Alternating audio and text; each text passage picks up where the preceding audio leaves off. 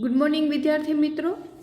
આજે આપણે ગણિતમાં યુક્લિડની ભૂમિતિનો પરિચય ચેપ્ટર નંબર 5 છે એ કરવાનું છે। તમારે બધાએ મારી સાથે ટેક્સ્ટબુક છે એ ખુલ્લી રાખવાની છે। આપણે આજે સ્લાઇડ દ્વારા છે એ ભણવાનું છે। આ જે ચેપ્ટર છે એ થિયરી બેઝ ચેપ્ટર છે, બરાબર। એટલે શાંતિથી આ ચેપ્ટર છે એ આપણે જોવાનું છે। આમાંથી ખાસ કરીને એમસીક્યુ ખાલી જગ્યા ખરા ખોટા છે એ પૂછાતા હોય છે। તો આપણે આ યુક્લિડની ભૂમિતિનો પરિચય છે। આ યુક્લિડ નામનો એક વૈજ્ઞાનિક હતો, એણે આ ભૂમિતિ માટે થોડાક નિયમો છે એ આપ્યા હતા। ભૂમિતિને અંગ્રેજીમાં જીઓમેટ્રી કહે છે। શું કહે છે? જીઓમેટ્રી। અહીંયા જીઓમેટ્રી શબ્દ છે એ ગ્રીક શબ્દના સંયોજનથી બનેલું છે, બે શબ્દથી બનેલું છે। સંયોજન એટલે બે શબ્દોને ભેગા કરવા, એને સંયોજન બને। આપણે વિજ્ઞાનમાં સંયોજન વિશે છે એ સમજ્યા છે। તો આ જે જીઓમેટ્રી શબ્દ છે એ બે શબ્દથી બન્યા છે। કયા કયા? તો કે જીઓ અને મેટેરિયમ। અહીંયા જીઓનો અર્થ પૃથ્વી થાય છે અને મેટેરિયલનો અર્થ થાય છે માપ। ખાસ આ યાદ રાખવું કે ભૂમિતિને અંગ્રેજીમાં જીઓમેટ્રી કહે છે। આ જે શબ્દ છે એ ગ્રીક શબ્દના સંયોજનથી બનેલો છે। અહીંયા જીઓમેટ્રીમાં જીઓ એટલે પૃથ્વી અને મેટેરિયલ એટલે કે માપવું અથવા તો માપ। જમીનના માપનની જરૂરિયાતમાંથી ભૂમિતિનો ઉદ્ભવ છે એ થયો છે। આપણે કોઈ પણની માપ કર્યું હોય કે આટલાથી આટલા સેન્ટીમીટર છે, તો એ માપ શેમાંથી મળી આવ્યું છે? તો કે ભૂમિતિમાંથી છે એ મળી આવ્યું છે।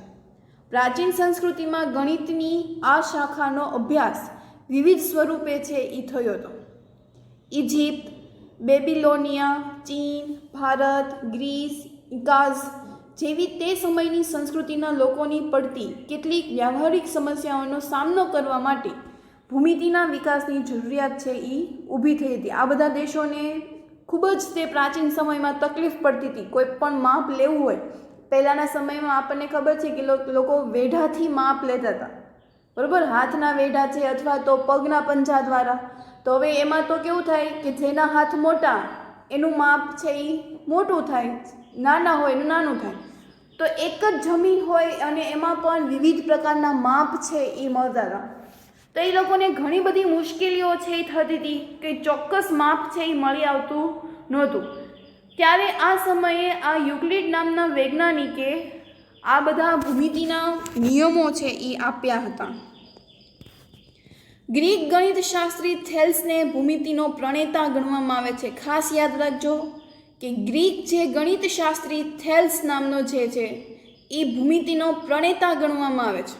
સૌપ્રથમ ભૂમિતિ શબ્દનો પ્રયોગ તેમણે જ તે કર્યો હતો। આ જે થેલ્સ છે એ વિદ્યાર્થી પાયથાગોરસ અને તેના સાથીદારોએ ભૌમિતિક બાબતો છે એ શોધી હતી। હવે થેલ્સનો વિદ્યાર્થી કોણ હતો? તો કે પાયથાગોરસ। આપણે પાયથાગોરસનું સૂત્ર છે એ વાપરીએ છીએ કે કર્ણનો વર્ગ બરાબર બે બાજુના વર્ગનો સરવાળો। જે કોણે આપ્યું હતું? તો કે પાયથાગોરસે। માટે આપણે એને પાયથાગોરસનું સૂત્ર છે એ કહીએ છીએ।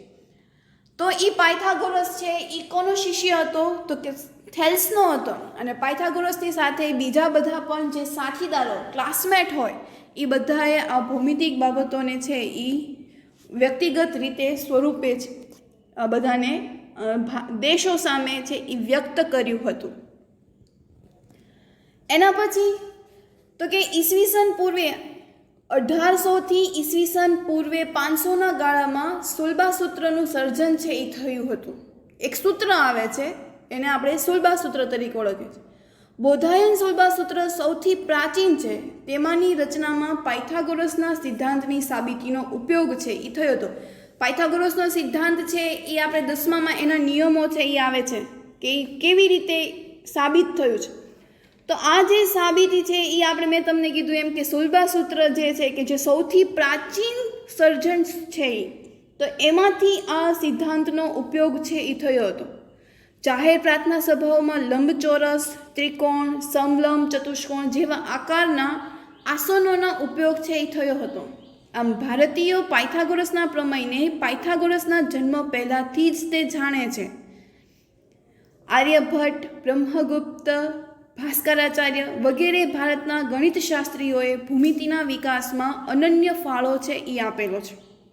અહીં અનન્ય ફાળોમાં એ રજૂઆત એવી રીતે થઈ કે ઘન પદાર્થની ધાર એ અવકાશનું વિભાજન કરતી સપાટીઓ છે. કોઈ પણ ધાર હોય એ શું કરે તો કે એ સપાટી હોય એને વિભાજન કરી નાખે છે. બરાબર, આપણે એક વર્તુળ છે એ દોર્યું હોય છે અને મધ્યમાંથી આપણે એક કોઈ રેખા છે એ દોરીએ છીએ, તો ત્યારે એના આધારે પદાર્થના બે સરખા ભાગ છે એ પડી જાય છે. બરાબર, આમ સપાટીને જાડાઈ હોતી નથી. સપાટી હોય ને જાડાઈ ના હોય.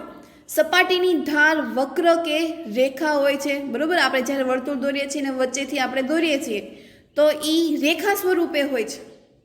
તમે સમાજમાં ભણ્યા હશો કે પૃથ્વીમાં રેખાંશ ને અક્ષાંશ, તો એ વક્રાકાર છે, એમાં રેખા નથી, સીધી રેખા નથી. પૃથ્વી છે એ આપણી ગોળ છે, તો એની જે રેખાઓ છે એ પણ કેવી હોવાની? વર્તુળ. આમ સપાટીની ધાર છે એ વક્ર કે રેખા હોય છે. રેખા અંતે તો બિંદુમાં જ તે પરિણામે છે.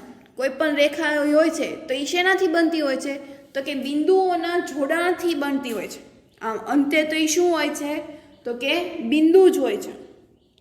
ઘનથી બિંદુ સુધી ક્રમશઃ આગળ વધતા પરિણામ છે એ ઘટતું જાય છે.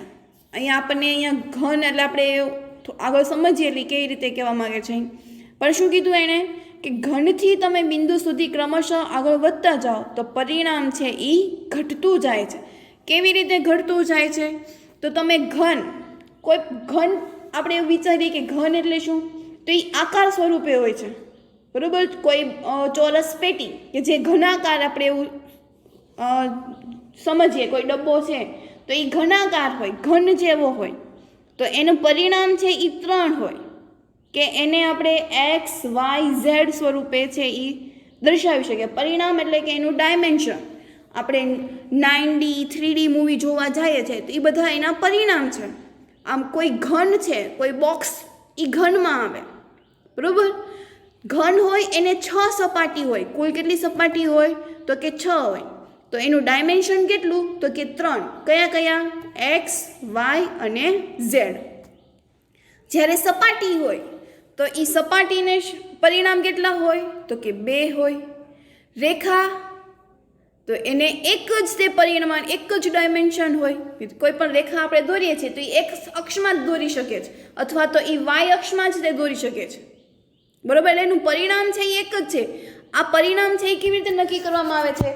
તો કે કોઈ એક આકૃતિ છે એ ચોક્કસ કોઈ સ્થળ ઉપર મૂકેલી છે, તો એને જાડાઈ હોય, લંબાઈ હોય, પહોળાઈ હોય, તો આ એના પરિણામ થયા. તો ઘન પદાર્થ એટલે આપણે બોક્સ વિચારીએ તો એ બોક્સને જાડાઈ પણ હશે, પહોળાઈ પણ હશે અને એની લંબાઈ પણ હશે. એટલે એમાં 3 ડાયમેન્શન થયા. કોઈ સપાટી છે તો એ કોઈ સપાટી હોય તો એને લંબાઈ હોય અને પહોળાઈ હશે.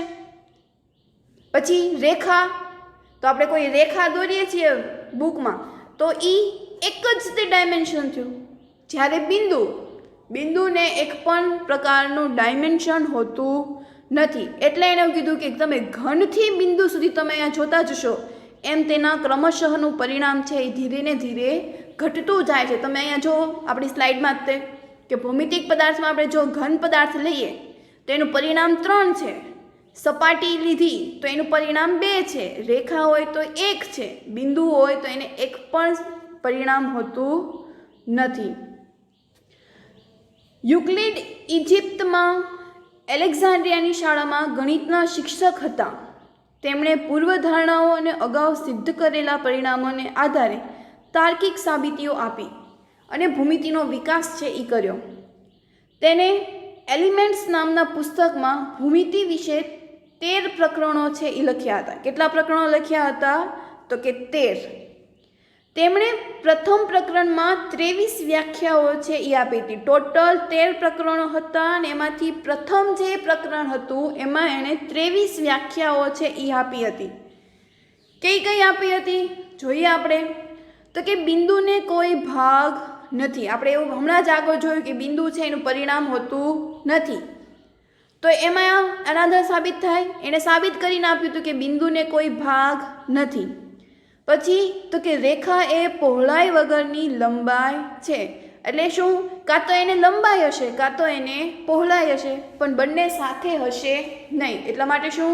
તો કે રેખા એ પહોળાઈ વગરની લંબાઈ છે. પછી એણે એવું કીધું કે રેખાને અંત્યબિંદુઓ હોય છે. હવે અંત્યબિંદુ એટલે કે રેખાના છેલ્લે બે બિંદુઓ આવેલા હોય. તો રેખા આપણે દોરીએ છીએ ત્યારે બે એના અંત્યબિંદુઓ આવેલા હોય છે. તો એણે એ પણ સાબિત કરી આપ્યું. એના પછી તો કે જે પોતાના પરના બિંદુઓની સાથે સમાન રીતે રહેલી હોય તેવી રેખા એક સીધી રેખા છે. જે પોતાના પરના બિંદુઓની સાથે આપણે કોઈ બિંદુઓ છે એ લાઈનમાં દોરીએ છીએ તો એ બિંદુઓને આપણે જો એક સાથે જોડતા જશું તો એક સમાન રીતે એકબીજા સાથે જોડાયેલા હશે અને એક સીધી રેખા છે એ દોરે છે. રેખા છે એ કેવી રીતે બને છે તો કે અનેક અંત્ય બિંદુઓથી છે એ બને છે. અનેક એમાં બિંદુઓ છે એ આવેલા હોય છે. એક બિંદુ હોય તો એમાં આપણે રેખા છે એ દોરી શકીએ નહીં. રેખા માટે અનેક બિંદુઓ છે જોતા હોય છે જે સમાન રીતે એકબીજા સાથે જોડાયેલા હોય છે. પાંચમું શું કીધું તો કે પૃષ્ઠને માત્ર લંબાઈ અને પહોળાઈ જ હોય છે. પૃષ્ઠ એટલે તમારી ચોપડીનું આગળનું પાનું. આપણે વિચારીએ કે આગળનું એક પેજ છે તો એ તમે પેજ જોશો તો એમાં તમારે લંબાઈ અને પહોળાઈ બે જ આવે છે. બરોબર, એટલે કે પૃષ્ઠને માત્ર લંબાઈ અને પહોળાઈ જ હોય છે, એમાં જાડાઈ હોતી નથી. જાડાઈ છે એ કોની હોય છે તો કે એ ચોપડીની હોય છે. અને આપણે પૃષ્ઠની વાત કરીએ તો પૃષ્ઠમાં જાડાઈ આવે નહીં. કાગળ આપણે લઈએ છીએ તો કાગળ કેટલું લાંબુ છે તો કે એની લંબાઈ અને પહોળાઈ, એની લંબાઈ પણ જોવામાં આવશે અને એનું પહોળાઈ. કોઈ નાની બુક્સ હોય તો એમાં એની પહોળાઈ છે એ નાની હોય, લંબાઈ છે એ પ્રમાણે હોય. એટલે પૃષ્ઠને માત્ર લંબાઈ અને પહોળાઈ હોય છે. પૃષ્ઠની ધાર રેખાઓ હોય છે. બરાબર, પૃષ્ઠની ધાર શું હોય? ધાર તો કે રેખા હોય છે. રેખા એટલે કે એ બંનેના છેવડે અંત્યબિંદુઓ આવેલા હોય છે. હવે ચોપડી હોય તો એની કોઈ લિમિટેશન હોય કે એ બુક્સ છે એ ત્યાં પૂરી થઈ જાય છે, તો એ બંને એના શું થયા તો કે અંત્યબિંદુ થયા. એટલે કે પૃષ્ઠની ધાર શું હોય તો કે રેખાઓ હોય છે. જે સપાટી પોતાના પરની સીધી રેખાઓની સાથે એક સમાન રીતે રહેલા હોય તેવી સપાટી એ સમતલ છે. સમતલ આપણે ત્યારે પણ વાત કરી હતી કે સમતલ એટલે કે સીધી સપાટી. તો હવે પૃષ્ઠ છે એ આપણું કેવું હોય છે તો કે સીધું હોય છે. તો સીધી રેખાની સાથે એક સમાન રીતે રહેલા હોય તો તેવી સપાટીને આપણે સમતલ છે એ કહીએ છીએ. એના પછી યુક્લિડે થોડાક પરિણામો છે એ આપ્યા હતા જે સ્વયં સિદ્ધ સત્યો હતા. એની સાબિતી કોઈએ માંગી હતી નહીં. આ ચેપ્ટરમાં આપણે પૂર્વધારણાઓ છે, પ્રમેયો છે, આપણે પહેલાં પણ વાત કરી હતી કે અમુક જે સિદ્ધાંતો હોય છે એ સત્ય સ્વરૂપે આપણે સ્વીકારી લેવામાં આવ્યા હોય છે. જેવી રીતે સૂર્ય પૂર્વમાં ઉગે છે તો એની કોઈ આપણે સાબિતી છે એ માગી નથી, આપણે સ્વીકારી લીધી. પછી તો કે પૃથ્વી છે એ સૂર્યની ફરતે ફરે છે તો એ પણ આપણે માની લીધું. તો આવી રીતે અમુક જે સિદ્ધાંતો હોય છે એ સ્વયં સિદ્ધ સત્ય હોય છે કે એની કોઈ સાબિતી આપણે માગી નથી. પ્રમેય હોય છે તો એની સાબિતી હોય, જ્યારે પૂર્વધારણા હોય ત્યારે તેની સાબિતી હોતી નથી. એ આપણે એની પૂર્વધારણા આપણે માની લેવામાં આવે છે. તો એ સ્વયં સિદ્ધ સત્યોમાં યુક્લિડે એવું કીધું કે એક વસ્તુને સમાન હોય તેવી વસ્તુઓ એકબીજાને સમાન થાય છે. ખાસ સમજો અહીંયા શું કીધું, એક વસ્તુને કોઈ સમાન હોય છે તો તેવી વસ્તુઓ એકબીજાને સમાન થાય છે. દાખલા તરીકે કોઈ સફરજન, તો બે સફરજન હોય છે તો એ બંનેનું માપ છે એ સમાન હોય છે. તો આપણે એવું કહી શકીએ કે એક વસ્તુને સમાન હોય તેવી વસ્તુઓ એકબીજાને સમાન હોય, કે તેઓ બંને એકબીજા સાથે સમાન હોય. આપણે કોઈ તરબૂચ છે અથવા તો કોઈ કેળું છે તો એ બંને એકબીજા સાથે સમાન કહેવાય નહીં, કારણ કે બંને ફ્રૂટ છે એ અલગ અલગ છે. જ્યારે બંને વસ્તુઓ સરખી હશે તો આપણે એવું કહી શકાય કે એક વસ્તુને સમાન હોય તો તેને સામેની વસ્તુઓની પણ એકબીજા સાથે કેવી હોય તો કે સમાન હોય. એના પછી તો કે સરખામાં સરખું ઉમેરીએ તો સરવાળો છે એ સરખો રહે. સરખામાં સરખું ઉમેરીએ તો સરવાળો છે એ સરખો રહે. એટલે શું?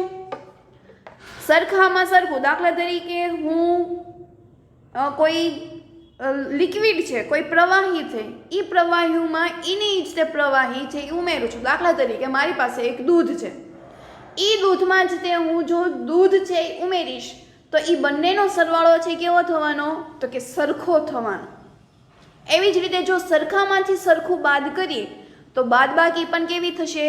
તો કે સરખું થશે. એટલે કે સરખામાં સરખું ઉમેરીએ તો સરવાળો પણ સરખો થશે, સરખામાંથી સરખું બાદ કરીએ તો પણ બાદબાકી છે શું રહેશે? તો કે સરખી રહેશે. આપણે એ દૂધમાંથી થોડુંક દૂધ પાછું કાઢી લઈએ એટલે કે એની બાદ કરી નાખી તો પણ છેવટે રહ્યું તો દૂધ જ તે, એટલે બાદબાકી કે સરવાળો બંને કેવો રહેશે? તો કે સરખો રહેશે. એના પછી એને એવું કીધું કે એકબીજા ઉપર બંધ બેસતી આવતી વસ્તુઓ એકબીજાને સરખી થાય છે. હવે બંધ બેસતી હોય એવી, દાખલા તરીકે આપણી પાસે ઘરમાં હોય ચેર હોય તો એ ચેરને આપણે એકબીજા ઉપર મૂકી દઈએ છીએ તો એનો મતલબ શું? કે બધી જ જે ખુરશીઓ છે એ કેવી હોય? તો કે સરખી હતી. એટલે કે એકબીજા ઉપર બંધ બેસતી આવતી વસ્તુઓ એકબીજાને સરખી થાય છે. એના પછી તો કે આખું તેના ભાગ કરતાં મોટું હોય છે. એ તો સાચું જ છે કે કોઈ આખું કોઈ છે એના તમે અડધા ભાગ કરી નાખો છો તો એ બંનેમાંથી કોણ મોટું થયું? તો આખું હોય એ જ મોટું થાય. તરબૂચ છે તો તરબૂચના 2 ભાગ કરો તો એ તમે ભાગ કર્યા એમાંથી એક ટુકડો અને તરબૂચનું આખું, તો એ બંનેમાંથી મોટું કોણ થવાનું? તો કે જે આખું છે એ જ તે. તો કે આખું તેના ભાગ કરતાં મોટું હોય છે. સરખી વસ્તુઓના બમણા એકબીજાને સમાન થાય છે. હવે આપણે અહીંયા બમણા કરવાના છે. 2 હોય એના હું બમણા કરીશ તો એ 4 થશે. તો તેઓ એકબીજાને શું થશે? તો કે સમાન થશે.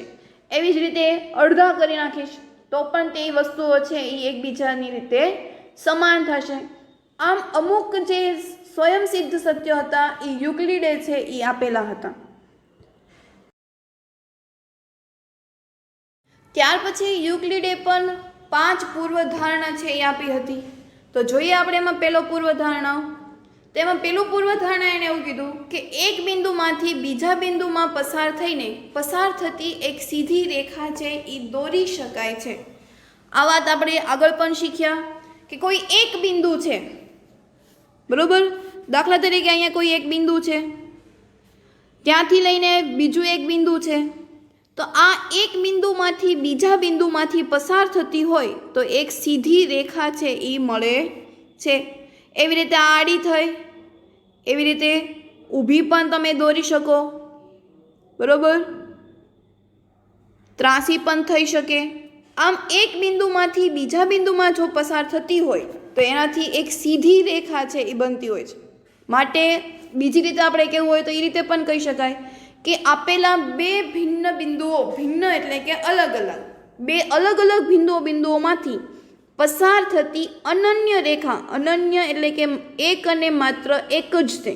ખાસ યાદ રાખવું, ગણિતના શબ્દો છે અમુક વખત એક અને માત્ર એક જ હોય છે અથવા તો અનન્ય એવી રીતે પેપરમાં કે એવો કાંઈ પ્રશ્નો છે એ પૂછાઈ શકે છે. એટલે ખાસ યાદ રાખવું કે અનન્ય એટલે કે એક અને માત્ર એક જ. એટલે 2 ભિન્ન બિંદુઓ હોય તો એમાંથી એક અને માત્ર એક જ રેખા છે એ પસાર થઈ શકે છે. એના પછી એને બીજી પૂર્વધારણા આપી તો કે શાંત રેખાને અનંત સુધી લંબાવી શકાય છે. અહીંયા શાંત શબ્દ છે એ રેખાખંડ માટે વાપરવામાં આવ્યો છે. યુક્લિડે રેખાખંડ માટે શાંત રેખા શબ્દ અહીંયા પ્રયોજ્યો હતો. તો શાંત રેખા છે એને આપણે શું કરી શકીએ? તો કે અનંત સુધી છે એને એ લંબાવી શકાય છે.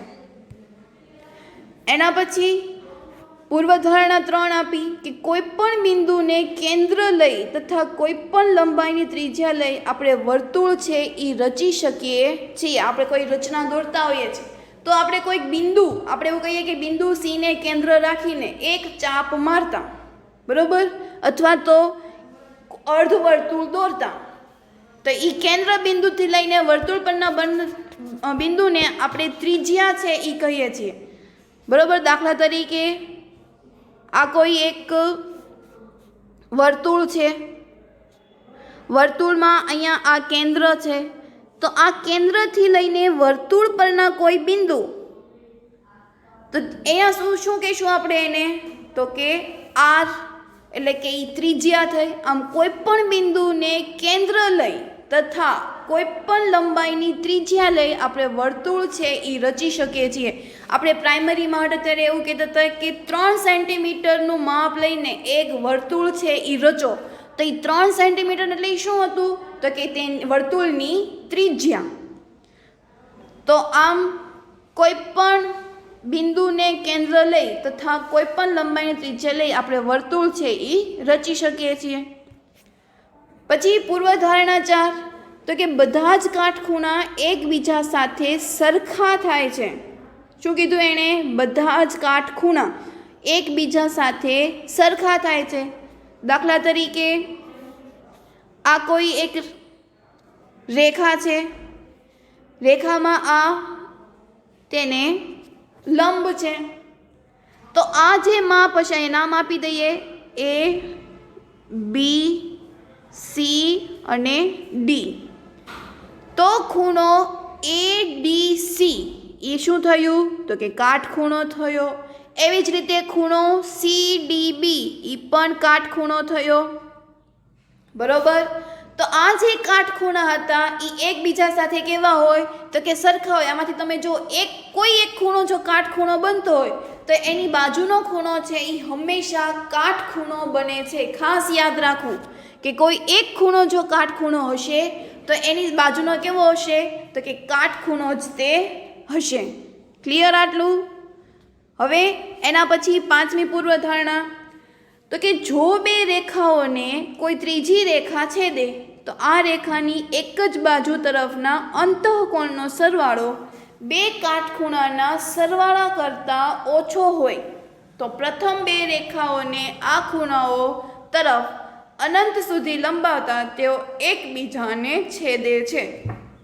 આપણે અંતઃકોણ વિશે વાત કરી. અંતઃકોણ છે એ કોને કહેવાય છે? આપણે ચેપ્ટર નંબર 6માં છે એ શીખ્યા કે અંતઃકોણ એટલે એમાં શું બનશે? યાદ કરો. અંતઃકોણ એટલે એમાં શું બનશે? તો કે સી આકાર બનશે. બરોબર. શું બનશે? સી આકાર.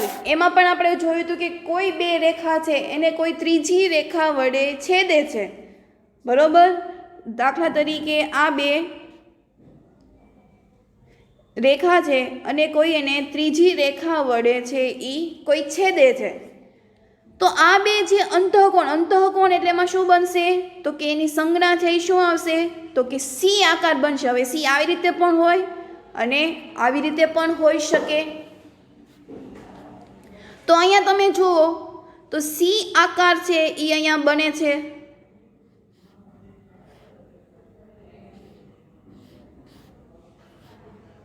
બરોબર. એવી રીતે આ બાજુ પણ સી બને છે. તો આ જે સી બને છે એટલે કે આ એક જ બાજુ તરફના કોઈ એક બાજુ લઈ લો. દાખલા તરીકે આપણે ડાબી બાજુની વાત કરીએ તો એક જ બાજુ તરફના બે અંતઃકોણનો સરવાળો.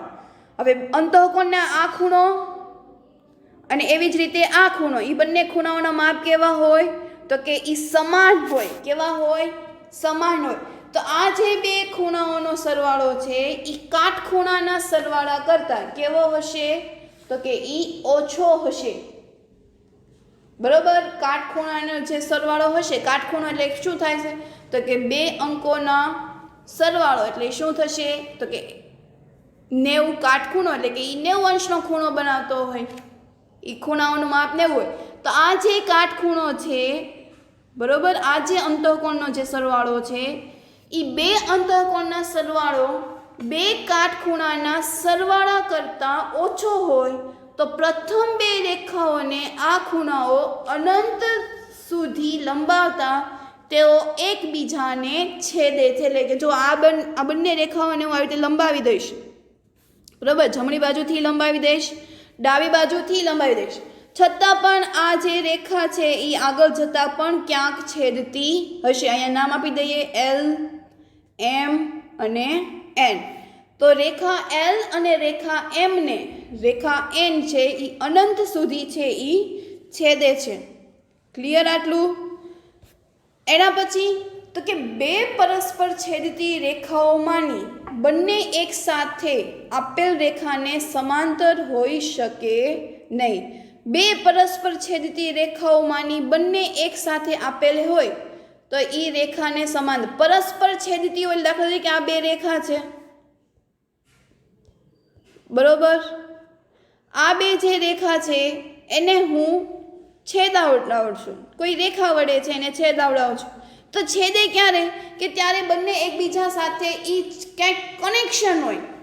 જો એ સમાંતર હશે તો એ છેદશે નહીં, બરોબર. સમાંતર હશે ત્યાં જ નહીં છેદે, પણ એ સમાંતર નહીં હોય ત્યારે તો એ છેદતી હશે. એટલે એણે શું કીધું કે બે પરસ્પર છેદતી રેખામાંના બંને એક સાથે આપેલ રેખાને સમાંતર હોઈ શકે નહીં. જો આવી રીતે એ સમાંતર હશે, બરોબર, આવી રીતે કોઈ સમાન હશે તો એ સમાન હશે તો એ છેદશે નહીં. સોરી, અહીંયા સ્લાઇડ છે એ ફરી ગઈ છે. ફરી એક શું કીધું હતું આપણે? ફરી એક વખત કે બે રેખા છે, આ એક રેખા અને એક આ રેખા. જો એ એકબીજાને સમાંતર હશે તો આગળ જતાં ક્યાંય પણ છેદશે નહીં. પણ એને પરસ્પર તેઓ છેદતા હોય ત્યારે કઈ રીતે કહી શકાય? તો કે તે આવી રીતની રેખા છે, એનો આકાર આ રીતનો બનશે, બરાબર. છેદતી હોય એટલે કંઈક બિંદુ આગળ તેનું છેદવું જોઈએ ને. તો સમાંતર રેખાઓ એકબીજાને છેદતા નથી, પણ જો પરસ્પર તે લંબ હોય તો એ એકબીજાને કોઈક બિંદુ પાસે છે એ છેદે છે. એટલે અહીંયા એણે એવું જ કીધું કે બે પરસ્પર છેદતી રેખાઓમાંની બંને એક સાથે આપેલ રેખાને સમાંતર હોઈ શકે નહીં. જો સમાંતર હશે તો છેદે નહીં, અને પરસ્પર છેદતી હોય તો પણ તેઓ સમાંતર હોય નહીં. ક્લિયર આટલું? તો એના પછી તો કે બે ભિન્ન રેખાઓમાં એકથી વધુ સામાન્ય બિંદુ ન હોઈ શકે. ખાસ યાદ રાખો, બે ભિન્ન રેખાઓમાં એકથી વધુ સામાન્ય બિંદુ ન હોઈ શકે. દાખલા તરીકે કોઈ એક આ રેખા છે, બરોબર, એમાંથી કોઈ એક રેખા છે એ પસાર થાય છે. ક્લિયર? તો આપણે હું અહીંયા એલ, એમ અને એન, હું અહીંયા એમ અને એન રેખાની વાત કરું તો આ બંને રેખાઓમાં એક જ બિંદુ પાસે તેઓ છેદે છે. એટલે કે બંને રેખાઓમાં એક જ બિંદુ છે એ સામાન્ય હોય છે, એનાથી વધારે સામાન્ય બિંદુ હોતા નથી. એવી જ રીતે આપણે એલ અને એન માટે વાત કરીએ તો એલ અને એન એ બંને કેવા છે? તો કે રેખાઓ છે, બંને પરસ્પર છેદે છે, પણ ફક્ત ને ફક્ત એક જ બિંદુ આગળ છે એ તેઓ છેદે છે. માટે આપણે શું કહી શકાય કે બે ભિન્ન રેખાઓમાં એકથી વધુ સામાન્ય બિંદુ હોઈ શકે ને. અહીંયા જે છેદ બિંદુ બન્યું એને હું નામ આપી દઉં O. તો આ O છે એ એલ રેખા ઉપર પણ છે અને એન રેખા ઉપર પણ છે. એવી જ રીતે અહીંયા હું નામ આપી દઉં P અથવા તો F. તો આ જે P બિંદુ છે એ એમ અને એન બંને રેખામાં એક જ બિંદુ છે એ આવે છે. એટલે બે ભિન્ન રેખાઓમાં એકથી વધુ સામાન્ય બિંદુ આવતા નથી. તો અહીંયા આપણે યુક્લિડની ભૂમિતિનો પરિચય છે એ સમજ્યા. એના પછી આપણે આગળ જે છે એનો સ્વાધ્યાય છે એ કરવાનો છે. સ્વાધ્યાયમાં પણ આપણે અમુક જ પ્રશ્નો છે એ કરવાના છે, જે આપણે નેક્સ્ટ લેક્ચરમાં છે એ કરીશું. તો અહીંયા આપણે આજનો લેક્ચર છે એ પૂર્ણ થાય છે.